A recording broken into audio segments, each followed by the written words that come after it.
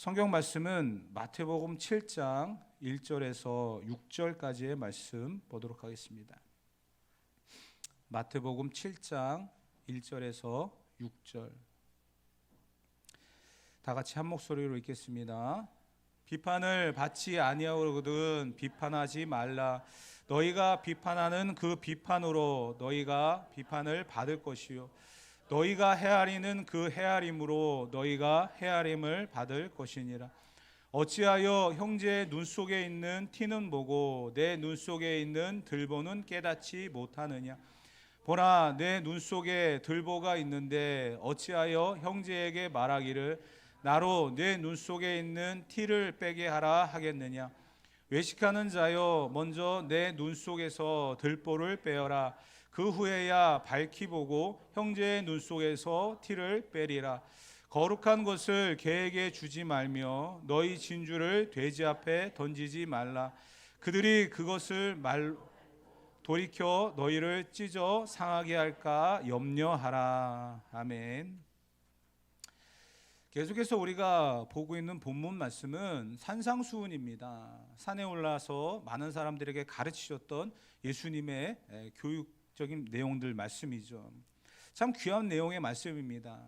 우리가 그 자리에 있었다라고 한다면 참 좋았을 텐데 라는 아쉬움을 뒤로 하며 이 말씀을 하나하나씩 풀어가고 있는데요.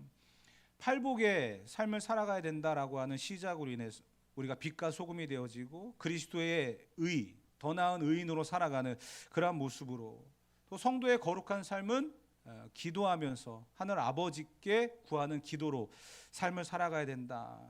또 말씀으로써 우리의 삶을 완성시켜가는 그런 모습이 되어야 된다라고 계속해서 그 내용들을 강조하고 있는데요. 지난 시간에도 염려에 대한 이야기를 했고 오늘은 비판에 대한 이야기를 할 겁니다. 그런데 이 염려와 비판은요 연결되어지는 거예요. 염려라고 하는 것은 재물에 대한 이야기였어요. 너희는 무엇을 먹을까? 무엇을 마실까? 무엇을 입을까? 이 재물에 대한 이야기죠. 항상 우리의 염려는 대부분 재물과 관련되어 있는 경우가 굉장히 많습니다. 그렇기 때문에 재물을 하나님과 겸하여 섬길 수 없다. 그러니까 하나님을 믿는 믿음으로써 이길 수밖에 없다는 것을 예수님이 말씀하고 있는 거죠. 재물 때문에 갖고 온 이 모든 염려들, 먹을 것, 입을 것, 이 모든 것에 대한 염려들을 이길 수 있는 방법은 하나님을 믿는 믿음, 그거 외에는 없다라는 것을 이야기했습니다. 그런데 오늘은 비판에 대한 이야기거든요. 이 비판에 대한 이야기는 사람에 대한 거예요. 우리가 계속해서 팔복을 이야기를 나눌 때에 예수님이 하셨던 말씀 중에서 주기도문에도 보게 되어지면 우리가 우리의 죄를 사하여 준 것 같이 우리의 죄를 사하여 주옵시고, 이 부분에 대해서 말씀을 드렸을 때 사랑, 용서, 관용을 이야기했습니다. 내가 하나님의 은혜로 죄 용서를 받았기 때문에 누군가를 용서하고 사랑하고 끌어안을 수 있는 것, 그것은 당연한 삶의 모습이 되어야 된다. 그런데 오늘 이 비판의 관점도 마찬가지예요. 그러니까 염려는 재물에 대한 것을 이야기했다고 한다면 이 비판은 사랑에 대한 이야기인 거예요. 사람과 사람 사이에 있어서 지켜야 될 것이 있는데 그것이 바로 이 비판에 대한 문제라는 것입니다. 먼저 자기 자신을 돌아볼 줄 아는 사람이 되어야 된다. 그러지 않으면 안 된다라는 것을 예수님이 강조하기 위해서 이 말씀을 하고 있습니다.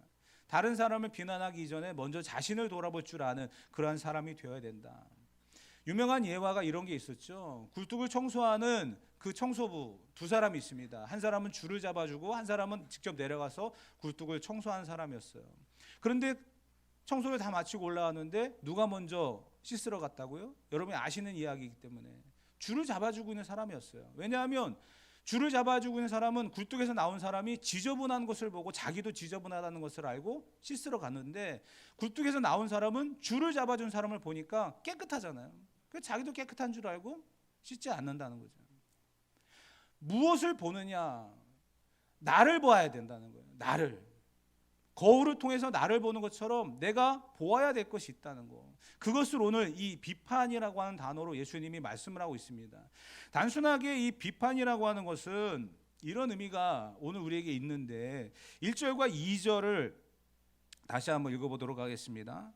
비판을 받지 아니하려거든 비판하지 말라. 너희가 비판하는 그 비판으로 너희가 비판을 받을 것이요 너희가 헤아리는 그 헤아림으로 너희가 헤아림을 받을 것이니라. 아멘. 이 말씀으로 인해서 우리가 비판하지 말라라고 하는 것이 단순하게 그 사람에 대해서 판단하지 말아라, 평가하지 말아라, 이런 식으로 다가갈 수도 있습니다. 그런데 그렇게 되면 우리는 이 공동체를 유지하거나 또 사람과의 관계를 유지하는 데 있어서 많은 어려움이 있을 거예요. 이 부분을 우리가 이렇게 생각을 하며 접근하는 거죠. 비판하지 말라, 상대방에 대해 평가하지 말라, 이게 아니라 분별력을 가지라는 거예요. 분별하지 않고 그 사람을, 상대방을 보면서 나를 보지 아니하면 안 된다라는 것을 강조하기 위해서 이 말씀을 하고 있는 거거든요. 산상수훈에 우리가 다음에 이제 보게 되어질 본문 중에 이런 게 있습니다. 7장 15절부터 20절에 보게 되어지면 이런 말씀이 있는데요. 제가 한번 읽어드릴게요. 거짓 선지자들을 삼가라. 양의 옷을 입고 너희에게 나아오나 속에는 노략질하는 일이라. 그들의 열매로 그들을 알지니 가시나무에서 포도를 또는 엉겅퀴에서 무화과를 따겠느냐. 이와 같이 좋은 나무마다 아름다운 열매를 맺고 못된 나무가 나쁜 열매를 맺나니 좋은 나무가 나쁜 열매를 맺을 수 없고 못된 나무가 아름다운 열매를 맺을 수 없느니라. 아름다운 열매를 맺지 아니하는 나무마다 찍혀 불에 던져지느니라. 이러므로 그들의 열매로 그들을 알리라. 이 말씀을 왜 예수님이 산상수훈 후반부에 가셔서 하셨을까? 거짓 선지자들을 삼가라. 그들의 열매로 그들을 알지라. 분별하라는 거죠. 거짓 선지자들, 그들의 열매는 좋지 않습니다. 나쁜 열매라는 거예요. 그들의 열매로 그들을 알지라. 분별하라는 거죠. 판단하고 정죄하고 비난하는 게 문제가 아니라 분별할 수 있어야 된다는 거예요. 요즘 이 근처에 신천지가 다시 유행입니다. 2019년 20년에 코로나 이제 한참 시작할 때 우리 바로 옆에 건물이 신천지 교육센터였어요. 지금은 이제 비어 있는 공간인데 그만큼 우리 주변에 가깝게 있었습니다. 제가 우스갯소리로 그런 말씀드렸죠. 어느 한 청년이 저에게 편지를 보냈어요. 한 번도 본 적이 없는 청년이에요. 근데 그 청년이 저한테 편지를 보내서 하는 이야기가 목사님을 위해서 눈물로 기도하고 있대요. 눈물로. 그 내용을 쫙 읽어봤더니 뭐 이제 신천지로 돌아와라. 뭐 신천지가 좋다. 세상에 그걸 눈물로 기도하고 있다는 그 말이 진심일까 느껴질 진심일까 아닐까 생각되어질 정도로 참 그러더라고요. 근데 요즘에 또 다시 늘어났어요. 간석오거리 가면은요 매일같이 나와 있고요. 동암역 광장에 가면은요 꽉 차 있어요. 찬송 부르고 막 빵 나눠주고 하면서 포교 활동하고요. 간석오거리에서는 설문조사예요. 설문조사. 그러면서 접근해가지고 자기들의 그 종교를 포교하고 있는데 원래는 그들은 숨어서 음지에서 포교 활동했던 종교입니다. 근데 법원에서 판단이 나왔잖아요. 그렇게 하는 게 위법이라고. 그래서 이제 막 드러내놓고 하는 거죠. 분별해야 돼요, 여러분. 신천지가 무엇인지 아닌지 분별해야 돼요. 교회 안에 신천지가 들어왔을 때 가장 어려운 게 뭐였습니까? 몰랐다는 거예요. 목사님 아들이 일어나서 나갔어요. 어느 교회에서 신천지 우리 교회에서는 더 이상 용서를 할 수 없습니다. 다 나가십시오. 예배 시간에 광고하면서 나가라 그랬더니 담임 목사님 아들이 헐떡 일어나더니 나가버렸어요. 신천지라고. 모른다니까요. 분별해야 돼요. 거짓 선지자를 삼가라라고 얘기하잖아요. 그들의 열매로 그들을 알지라. 분별해야 된다는 거예요. 우리가 비판하지 말라라고 하는 이 말에 있어서 다른 사람을 판단하고 정죄하고 심판하고 하는 그런 의미로 다가가는 것이 아니라 분별할 수 있어야 된다는 거예요. 이 비판이라고 하는 단어 자체가 바로 그런 의미거든요. 심판하고 정죄하고 판단한다라는 그런 의미거든요. 그런데 여러분 분명히 알아야 될 것이 판단하고 정죄하고 심판하는 것은 나의 역할이 아닙니다. 하나님의 영역이에요. 우리는 무엇을 해야 되느냐? 분별해야죠. 잘못된 것을 분별할 수 있어야 됩니다. 그리고 바른 판단을 할 수 있어야 돼요. 그러면서 서로끼리 우리는 세워주면서 살아가는 거죠. 정죄하는 것은요 안 되는 거예요. 옳고 그름의 문제를 계속 판단하고 그건 잘못됐어라고 얘기하지만 결국은 그 문제에 있어서 우리가 넘어지는 경우들이 굉장히 많다는 거죠. 중세에 가장 교회가 문제를 일으켰던 게 뭡니까? 마녀 사냥이잖아요.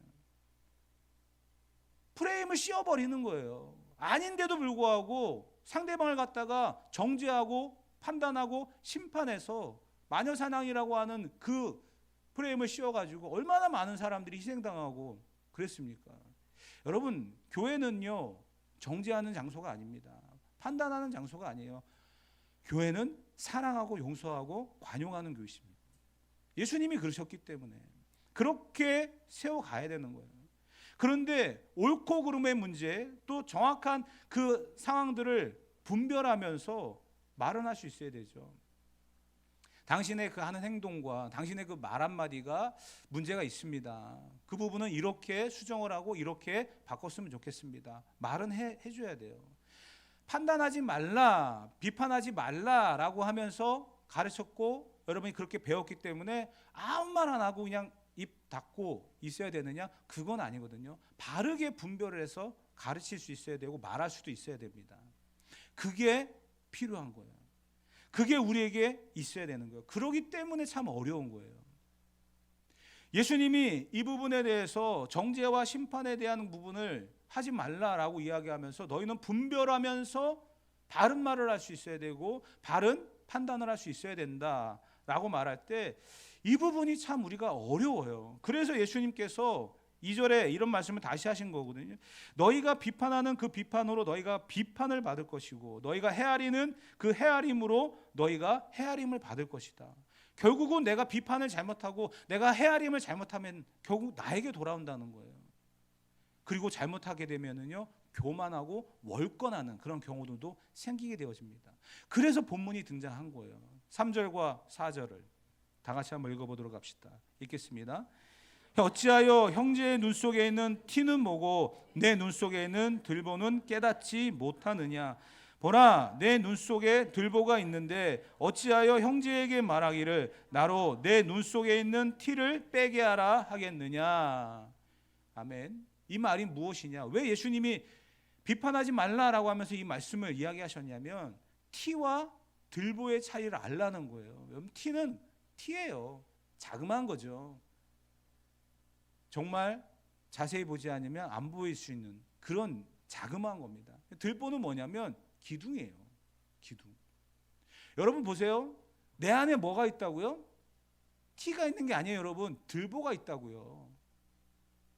여러분 잘못 생각하면 안 됩니다. 내 안에 티가 있다고 생각하고 상대방에게 들보가 있다라고 생각하면은요 정죄할 수밖에 없어요. 나는 티, 자그마한 거고 상대방은 들보, 기둥이 그냥 박혀 있는데 그럼 어떻게 하겠어요? 정죄하는 거죠.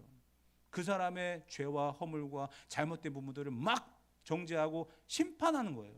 마녀 사냥하듯이. 그러지 말라는 이야기예요. 예수님이 뭐라고 하셨어요? 너에게 있는 들보를 보라는 거예요. 너에게 기둥이 있다는 것을 보라는 거예요. 이 기둥이 여기에 박혀 있다고요. 여러분 보세요. 이런 그 드라마가 있었죠. 옛날에 그 공유가 주인공이었던 도깨비라고 하는 드라마가 있었습니다. 예. 성경의 내용은 잘 몰라도 도깨비 공유가 나왔던 드라마는 아시기 때문에 고개를 끄덕이시는 분들과 또 미소를 머금은 그런 분들이 많이 보이는데 내용을 얘기하지 않아도 잘 아시죠? 그 공유에게는 뭐가 있었어요? 칼이 꽂혀 있었잖아요. 기억이 안 나세요? 굉장히 제가 나쁜 목사가 돼버리고 있네요. 그 드라마에 보면 주인공 공유가 도깨비예요. 근데 칼을 꽂고 다녀요. 근데 아무도 못 봅니다. 근데 여주인공이 그 공유에게 꼽혀 있는 칼을 보죠. 나중에는 이제 뽑아주는데 아무도 못 봐요. 근데 본인은 알잖아요. 아무도 못 보니까 그냥 그 상태로 다니다가 우연히 한 여인이 자기에게 꼽혀 있는 칼을 본 거예요. 너한테도 보여? 결국은 그 칼을 뽑아주죠. 그 내용을 우리가 잠깐 본다고 한다면 그런 거죠. 내 안에 그 칼, 엄청난 들보가 꼽혀 있는데 얼마나 불편하겠어요. 그런데 사람들 눈에는 안 보인다고 생각하면 어떻겠어요? 그냥 자연스럽게 행동하며 다니겠죠. 문제가 없잖아요. 내 안에 들보가, 죄와 허물이, 연약함이, 죄성이 가득한데 사람들은 몰라요. 그러니 얼마나 부담 없이 다닐 수 있겠습니까? 그것을 보는 순간, 보는 사람이 있다는 것을 아는 순간 어떤 일이 생기겠어요? 도망가고 싶겠죠. 숨고 싶겠죠. 여러분, 우리 안에 들보가 있다는 것을 알고 계십니까? 그리스도인들이 살아가는 삶의 현장에서 예수님께서는 팔복을 통해서 우리에게 하셨던 말씀이 있잖아요. 애통하는 거. 내 안에 있어야 할 것이 없음을 인하여, 내 안에 없어야 할 것이 있음을 인하여 애통하는 자가 되라. 예수님 말씀하셨잖아요. 그러면서 비판에 대한 이야기를 하시는 거거든요. 너 안에, 너의 안에 정말 있어야 할 것이 있느냐? 너의 안에 없어야 할 것이 왜 있느냐? 그걸 보라는 거죠. 여러분, 그리스도인들이 그렇게 애통하는 이유가 뭡니까? 여러분 보세요. 내 안에 들보가 있어요. 죄성이 있어요. 내가 어떤 사람인지를 깨닫게 되어져요. 그러면 하나님 앞에 어떻게 합니까? 눈물로 기도하죠. 하나님, 내 안에 이 들보가 있습니다. 내 안에 이 죄성이 있습니다. 이 연약함이 있습니다. 이 들보를 빼주십시오. 날마다 기도하는 거죠. 뺐어요. 근데 돌아보니까 또 있어요. 한 개, 두 개 계속 있어요. 너무나 많아요. 내가 보지 못했던 것들이 너무나 많습니다. 그 보는 것은 어디로부터 시작되어질까요? 다른 사람을 보면서도 우리가 깨달을 수 있고요. 기록되어 있는 이 말씀을 통해서도 우리가 볼 수 있다는 거죠. 우리는 이것을 보는 사람이 돼야 됩니다. 내 안에 있는 들보를 빼야 돼요. 티가 아니에요. 들보입니다. 엄청난 거예요. 이 죄성은 우리를 죽이는 악입니다. 하나님과의 관계를 깨트리는, 회복시키지 못하는, 가까이 가지 못하게 하는, 그러기 때문에 해결해야 되는 거예요. 여러분, 그리스도인이 어떻게 살아갑니까? 다른 게 아니잖아요. 그리스도인들은 이 들보를 제거하고 내 안에 죄성과 내 안에 이 연약함이 떠나가기를 기도하는 사람 아닙니까? 그런데 여러분 보세요. 하나를 뺀다고 해서 해결되는 게 아니잖아요. 또 생기고 또 생기고 또 생겨서 결국은 매일같이 우리는 애통하는 사람입니다. 그렇게 살아가라는 거예요. 그렇게 그러다 보면 여러분 어떤 일이 생길까요? 비난할 일이 없어요. 안 그렇습니까? 내 안에 있는 들보를 빼는 데만 시간을 다 보내는 거예요. 얼마나 많은 내 안에 들보가 있는지를 발견하는 순간 그것을 빼는 작업으로 날마다 기도하죠. 비난할 시간이 없어요. 내 안에 있는 들보가 너무나 많기 때문에. 하나님의 은혜가 내 안에 머물기를 소망하기 때문에. 왜? 이 들보가 떠나가지 아니하면 은혜가 내 안에 머무를 수가 없기 때문에. 그래서 우리는 기도하는 거예요. 그래서 말씀으로 옳고 그름을 분별하고 사람에 대한 판단으로 공격하는 것이 아니라 그 사람을 불쌍히 여기는 마음으로 살아가는 겁니다. 왜냐하면 내 안에 들보가 있기 때문에. 내 안에 들보가 보이면 우리는 애통하는 마음으로 살아가게 되는 겁니다. 이 들보를 빼내는 작업으로 우리는 하루하루를 보내도 부족한 사람이죠. 만약에 내 안에 들보가 있는데도 불구하고 그것을 보지 못하고 상대를 비난하고 비판하고 평가하고 심지어는 심판까지 한다. 이렇게 하는 사람들을 향하여 예수님이 하신 말씀이 있어요. 5절 다 같이 한번 읽어보도록 합시다. 외식하는 자여 내 눈 속에서 들보를 빼어라. 그 후에야 밝히 보고 형제의 눈 속에서 티를 빼리라. 아멘. 외식하는 자랍니다. 외식하는 자. 내 몸속에는 들보가 있는데도 불구하고 그건 빼지도 않고 상대방의 티만 본다는 거예요. 엄청난 것이 내 안에 있다는 거예요. 그런데 상대방의 티, 그 먼지와 같은 그 작은 허물, 그걸 들춰내고 평가하고 심판해가지고 나에게 유익이 뭐가 있냐는 거죠. 예수님은 그 상황을 외식이라고 하는 단어를 사용하시면서 말씀하셨다는 거예요. 여러분, 외식하는 사람들은요, 이방인들이나 하는 행동입니다. 그리스도인은요, 바른 분별력을 가지고 하나님의 말씀 안에서 내가 과연 어떻게 살아갈 건가 몸부림치는 거예요. 여러분, 주님 앞에서는 그 순간까지 우리가 말씀대로 살아가려고 몸부림쳐도 시간이 부족합니다. 그런데 무슨 내 안에 있는 들보는 빼지도 못하고 상대방의 티에만 관심을 가지면서 정죄하고 심판하는 그러한 삶을 살아가겠습니까? 우리는 그러한 부분들을 잘 기억하면서 우리의 삶에 하나님이 어떤 삶을 원하시는지, 그리스도인이 어떻게 살아가야 하는지를 다시 한번 돌아볼 수 있는 그런 시간이 되어지길 바랍니다. 그러면서 좀 문맥하고는 좀 동떨어져 있는 이야기지만 예수님이 이런 말씀을 하셨어요. 6절 말씀 다 같이 한번 읽어보도록 합시다. 거룩한 것을 개에게 주지 말며 너희 진주를 돼지 앞에 던지지 말라. 그들이 그것을 발로 밟고 돌이켜 너희를 찢어 상하게 할까 염려하라. 아멘. 갑자기 좀 생뚱맞은 개와 돼지에 대한 이야기를 하십니다. 그러면서 거룩한 것을 개에게 주지 말고 진주를 돼지 앞에 던지지 말라. 거룩한 것은 무엇이고 진주는 무엇일까요? 거룩한 것과 진주를 한마디로 바꾼다고 한다면 보물입니다. 이 보물이 뭡니까? 하나님의 말씀이고요, 예수 그리스도죠. 우리가 믿는 예수 그리스도, 우리의 삶의 기준이 되어지는 하나님의 말씀, 개와 돼지에게 던져준들 그것을 귀하게 여기겠느냐? 외식하지 말라. 그리스도는, 성도는, 하나님을 아버지라고 부르는 주의 백성들은 비판하지 않고 내 안에는 들보를 발견할 때마다 하나님 앞에 애통하는 마음으로 기도하고 그렇게 몸부림치는 그런 성도들이 아니겠느냐, 이렇게 말씀을 하고 있는 거예요.